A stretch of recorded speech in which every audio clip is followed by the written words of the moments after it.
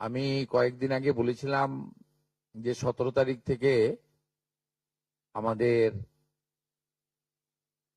তৃতীয় পর্যায়ে অন্নপূর্ণা যোজনার টাকা অ্যাকাউন্টে ট্রান্সফার শুরু হবে। 17 তারিখ থেকে এত বিরাট এলাকা, বিরাট টাকা, 2-3 দিন লাগবে অ্যাকাউন্টে ট্রান্সফার তারা করতে থাকবেন। এটা প্রতি মাসে হবে না, প্রতি মাসেই যারা ভেরিফাইড হলেন তারা মাসের দ্বিতীয় সপ্তাহে, আমাদের যারা যোগ্য বিবেচিত হয়েছেন তাদের বয়স 25 থেকে 60 বছরের মধ্যে হতে হবে, আগেই বলা আছে। কেন্দ্রীয় বা রাজ্য সরকার, কোন বিধিবদ্ধ সংস্থা, সরকারি আন্ডারটেকিং, পঞ্চায়েত, পৌরসভা, সরকার, সরকারি সাহায্যপ্রাপ্ত শিক্ষা প্রতিষ্ঠান অর্থাৎ শিক্ষক, শিক্ষাকর্মী, স্থায়ী সরকারি চাকরিতে নিযুক্ত থাকেন বা পেনশনার্স আসবে না যেহেতু 60 ঊর্ধ্ব, এটা ইরেলিভেন্ট, এরা এই বেনিফিটের মধ্যে পড়ছেন না। তাছাড়া যারা আয়কর প্রদান করেন, অর্থাৎ এখন আয়করের ঊর্ধ্ব সীমা হচ্ছে 12 লক্ষ টাকা বছরে। 12 লক্ষ টাকা পেরিয়ে গেলে আয়কর দিতে হয়। যে পরিবার আয়কর দেন, অর্থাৎ যার বাৎসরিক আয় 12 লক্ষ টাকা, সেই পরিবার এই কর্মসূচি অন্তর্ভুক্ত হওয়ার সুযোগ পাবেন না।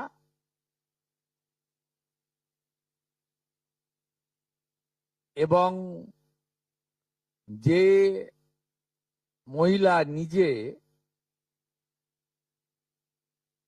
10,000 টাকার বেশি নিজে উপার্জন করেন মাসে, তাকেও এর বিবেচনার মধ্যে প্রাথমিকভাবে আনা হয়নি। কিন্তু এক্ষেত্রে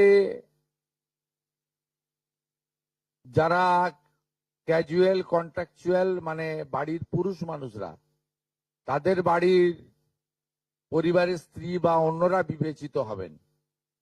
যদি কোনো মহিলা, এটা একটি নারী অর্থনৈতিক সশক্তিকরণের স্কিম, সেক্ষেত্রে যিনি সরাসরি নিজে 10,000 টাকার বেশি উপার্জন করেন তাকে বিবেচনা করা হবে না।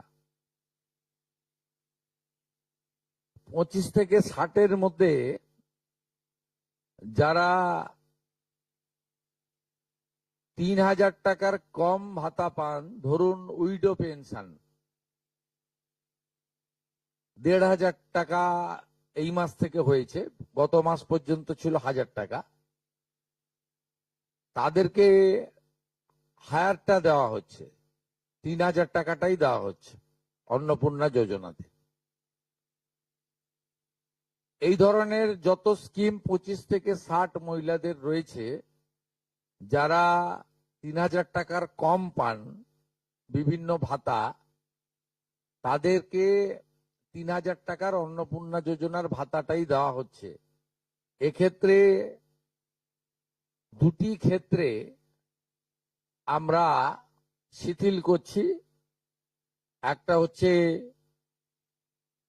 দিব্যাঙ্গ ভাতা যারা পান তারা দুটো ভাতাই পাবেন। তারা দিব্যাঙ্গ ভাতা যেটা আগস্ট মাস থেকে 1,500 হয়ে যাবে সেটাও পাবেন, অন্নপূর্ণা যোজনা 3,000ও পাবেন, শুধুমাত্র ফিজিক্যালি চ্যালেঞ্জদের ক্ষেত্রে। আর পিএম কিষাণ সম্মান নিধির ক্ষেত্রে, এই দুটি ক্ষেত্রে আমরা এটাকে শিথিল রাখছি। এছাড়াও এর আগে যেটা অনেক মহিলার নাম বাদ চলে গেছিল, 3 কক্ষ বিশিষ্ট বাড়ি, এটা গ্রামের ক্ষেত্রে এক্সাম্পট করে দেওয়া হয়েছে। গ্রামের ক্ষেত্রে কোনো বাড়ির সংখ্যা রাখা হয়নি, শিথিল করে দেওয়া হয়েছে। অর্থাৎ গ্রামীণ এলাকার মহিলারা এবারে আরো বেশি সংখ্যায় সুযোগ পাবেন।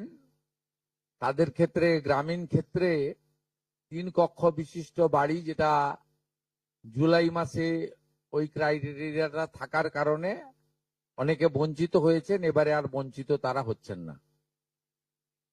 এবং শুধুমাত্র জমির পরিমাণের ক্ষেত্রেও যে 7টি কর্পোরেশন রয়েছে সেখানে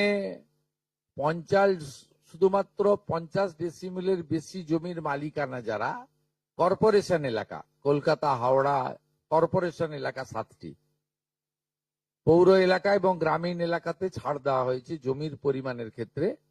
এর ফলেও আরো অধিক সংখ্যক মহিলা, গ্রামীণ মহিলারা বিশেষ করে এবারে আপনার অর্থ পাওয়ার ক্ষেত্রে সুযোগ পাবেন। আমরা সরকারি অর্থ নারী সশক্তিকরণ, নারীর অর্থনৈতিক ক্ষমতা বৃদ্ধি এই লক্ষ্য রেখে প্রকৃত প্রাপকদেরকে আমরা দেব এবং প্রাথমিকভাবে সংখ্যাটা 17 তারিখে মাননীয় মন্ত্রী মালতী রায় মহোদয় আপনাদের জানিয়ে দেবেন। 17 তারিখ বিকেলে। আমি সংখ্যাটা বলছি না, কিন্তু যে কয়েক লক্ষ মহিলা তারা জুলাই মাসে অর্থ থেকে বঞ্চিত হয়েছিলেন, এই 3 কক্ষ বিশিষ্ট বাড়ি বা জমির পরিমাণ ইত্যাদির কারণে তাদের ম্যাক্সিমামটাই এবারে আমরা সংযুক্ত করে দিয়েছি।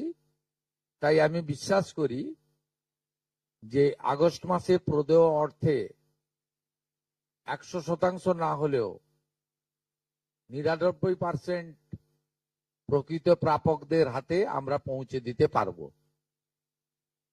এবং এর সাথে সাথে অভিযোগ পোর্টালও চালু করে দেবেন। যে অভিযোগ পোর্টালেও আমাদের দপ্তরের গাইডলাইনের বাইরে গিয়ে কেউ যদি পেয়ে থাকে আপনারা তথ্য দিয়ে সাহায্য করবেন রাজ্য সরকারকে। আর এই গাইডলাইনের মধ্যে থাকা কোনো দিদি বা বোন যদি বঞ্চিত হন তিনিও আপনারা আবেদন করবেন এবং এটা কন্টিনিউয়াস প্রসেসের মধ্যে থাকবে। এবং আমরা বিশ্বাস করি আগস্ট মাসে যে তালিকা হবে এই তালিকা আপনারা সবাই অ্যাপ্রিসিয়েট করবেন এবং প্রত্যেক মাসে দ্বিতীয় সপ্তাহে, যেহেতু সরকারের নিজস্ব তহবিল থেকে এটা দিতে হবে এবং টাকার অ্যামাউন্টটাও খুব বড়, অ্যামাউন্টটা যথেষ্ট বড়। আমরা নিজেরাই 17 তারিখে ট্রান্সফার হওয়া টাকার সঙ্গে 3000কে গুণ করলে নিজেরাই দেখতে পাবেন যে কত বিরাট পরিমাণ অর্থ সম্পূর্ণ পশ্চিমবঙ্গ সরকারের অর্থ থেকে দেওয়া হচ্ছে। আমরা অর্থ দপ্তরের সঙ্গে কথা বলেছি, তারা বিগত দিনেও যে সরকারের 500 প্রথম, পরে 1000, 2 মাসের জন্য 1500 যে স্কিম ছিল তাতেও মাসের দ্বিতীয় সপ্তাহে দিতেন মোটামুটি 10 থেকে 15 তারিখের মধ্যে।